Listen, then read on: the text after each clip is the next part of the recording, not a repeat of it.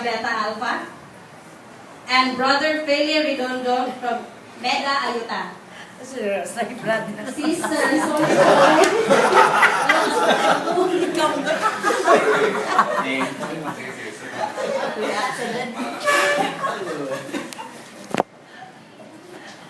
So we have a lot of participants from different cities. May I call on our alumni president, Brother Megan Gilbert Jimenez. Okay, naimbutang sa brand. Lingaw, no? Lingaw, kita ko itong pangalan. Isang Megan Slap! Megan Slap! Isa pa, Megan Slap! Thank you so much. So, in behalf of Megan Cagayandoro, I would like to welcome all mga Megan's General Assembly, itong mga brothers na po, sa layo na yung dapit. So, welcome sa City of Golden Friendship, syudad sa Pulawanong Panagkigalaay. So, siguro gamay lang, no, akong ikakan, yung ang gradoksis. Partner lang kayo, tapos Megan's shake hands kayo. Nasa, okay? Dari po kay Brad.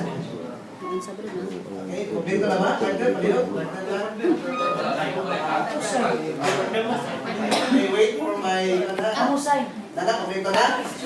Kompleto na? Okay. Okay, di ba ba? Okay, halala na lang. Then before na to ilamano na itong igsoon, say, kumusta igsoon, I miss you so much. Okay? Kumusta igsoon? I miss you so much. Okay, let's go! Okay, so at least, nakagimaman ka ng tanan. So, once again, welcome sa atong Megan's General Assembly. May contact sa tanan. Salamat Dr. Gilbert. Dito, minito, mingaw ko. Sulit niya. Sulit niya.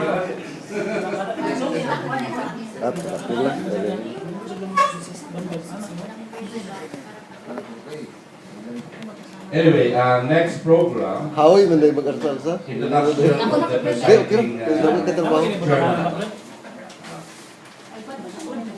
As you can see, kanina, doon natin initial niya na pagpisubeso sa ato nina with Brother Miguel June. Ako lang isulti, ako lang i-share sa inyo kung sa iyang background, kung asa siya nag-survive, kung sa iyang work karon. Actually, si Brother Francisco C. Babaso Jr. is survived siya sa Megabeta 1976. So, Brad, imong kabag silang Brad Simangan? Brad Willie Baban? So, muna yung kabag sa Emisyo Marawi. He is a former Vice Mayor of Pangitukan Bukidnon. So, mga isuon, dili basta-basta. Dili basta-basta mga migadong pinamigana. So, one of the reasons why that we're proud to get Brad Babaso to serve as our presiding officer authority. Pagkakos kamera di, basi matagak. At present, members sa board directors sa CIIF, Oil Mills. So, kanang mga kasailigan ba no, kanang Granex, Ligaspi Oil. Okay, nasa base sa Manila. Most of the time, nasa base sa Manila. Then, member, this is a Peace and Equity Foundation. Dili po basta-basta mga isuon. Peace and Equity Foundation. So, more or less, we know for the fact na members siya sa mga kausa sa mga para sa ayuhan o para wala problema ang mga tao. Regional Representative, People Powered Volunteers for Reform, Region 10. Isa po siya sa remugna sa mga voluntaryo sa mga for reform. Member po siya sa Regional Poverty Reduction Action Team, Region 10. So Brad, muli siya inyong mga sa mga kakawahan para sa poverty reduction. Then, DILG, Provincial Consultants for Grassroots Participatory Budgeting Process for Bukidnon. So, may isuon, ang atong isuon na si Brad Babaso, naapon siya lihok sa mga grassroots level. So, tukma po na sa atong mga Megans, no? Ang atong civil civic society nato na mga kalihukan. Then third and the last, National Chairman, Change Politics Movement.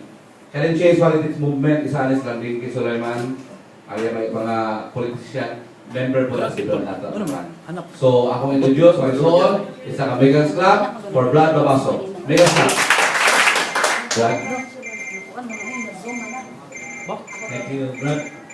The Consultative Assembly of the Vegan Society will now come forward.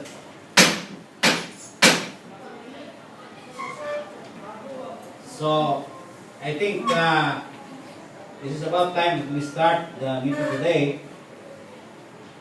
Since as earlier reported to me, we were supposed to start at 8 o'clock.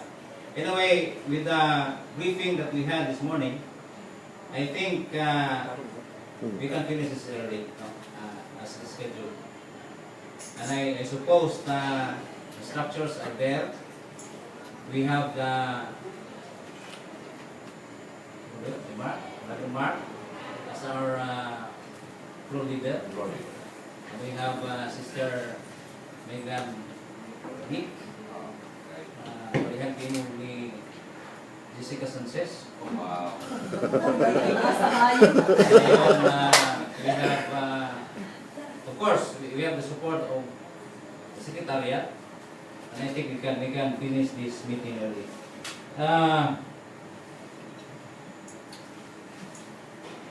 As embodied in our General Consultative Assembly,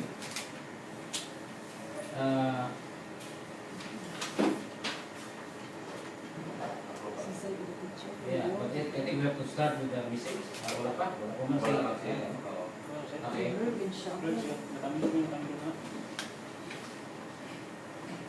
So we will now go to the part 2. And we have the first agenda at hand.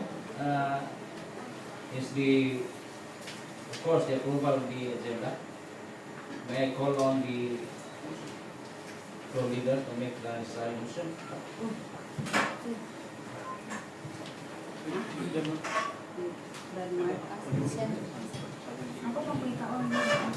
Good morning, my dear brothers and sisters. I now move for the approval of the agenda for this General Consultative Assembly of the Vegan Society. So, may I call on Sister Megan Mix. Beforehand, we have to approve the agenda as presented. There is a motion now by the group leader to adopt and approve the agenda as follows. The presentation of the Vegan Resolution number 001-2013. Any second? Any seconded? Any objection? So we only have one agenda for today? No, and I say something. Can I propose that the second agenda will be on making of bylaws? Okay, there is an amendment. There is an amendment proposed. There is a motion to amend the agenda to include the drafting of the proposed CBL, bylaws of the alumni, the Vegan Society Alumni Association. Any second to the motion to amend? Duly seconded. Any objection? Hearing none, and therefore the addendum to the agenda as presented, the drafting of the bylaws is now adopted. So the standing motion now, the majority group leader is the approval of the agenda, the two agenda. The first one is the presentation of the Vegan's Resolution number 1/2013 and the drafting of the bylaws. Do I hear any objection? Hearing none, so the agenda for today is the presentation of the Legal Society Resolution number 001-2013 and the drafting of the bylaws of the Legal Society Alumni Association. Hearing objections, that will be our agenda. We have majority from leader to the motion.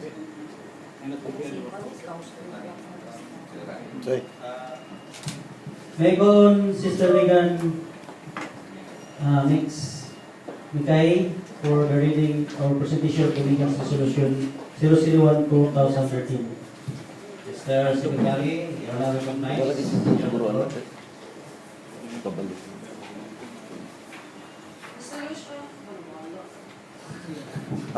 Okay na. Resolution number 000-001-2013. An act allowing Megan Society alumni and or senior members to engage in a limited courtship and marriage. Whereas, as a member of Megan Society, it is entailed in our minds during our orientation that extra relationship popularly known in our organization as free love is a forbidden act. And violators thereof should bear and face the consequence therefrom. Whereas it is of our common knowledge that there are a number of violators in said and written practice of our society that are proliferating nowadays. Whereas, with the passing of time, changes in society where we belong, it is therefore the right time to address said problem by adopting the opposite practice of what has been forbidden. That is to allow limited courtship and eventually getting married among members of the Megan Society alumni or senior members. Whereas limited courtship and eventual marriage shall not, in any case, apply to Megan's collegiate members. Whereas the provision aforestated is strictly for Megan's alumni and or senior members only. Collegiate members who shall violate or shall engage in said limited courtship and marriage shall both face the penalty of expulsion from their membership of Megan Society. Whereas, this act of liberality should not be abused or be taken advantage among Megan's alumni and our senior members. Everybody is hereby encouraged to respect the dignity, weakness, and decision of our Megan sisters. Courtship and or extra relationship without the intention of getting married is therefore prohibited. A penalty of expulsion from their membership of the Megan Society shall be accorded to violators. Whereas, after due deliberation of the National Executive Committee and the National Advisory Council, and the official delegates of the 7th National Convention of the Megalith No Sympathy, Fraternity and Sorority Society of the Philippines. This act on limited courtship and eventual marriage among Megan Society alumni and or senior members is hereby passed without objection subject to the following conditions.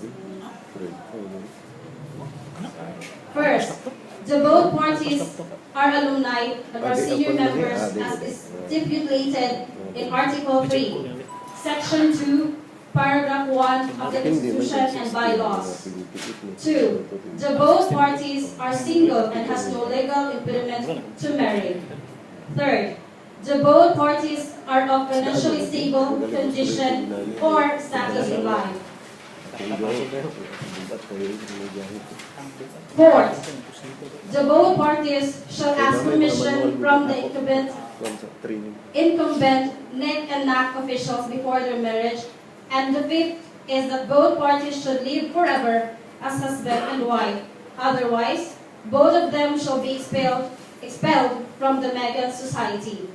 Therefore, it is resolved, as it is hereby resolved, that this act is hereby approved and shall be applied and implemented immediately upon signing of this resolution. So ordered. Approved this 9th day of March 2013 at Iloilo City, Philippines.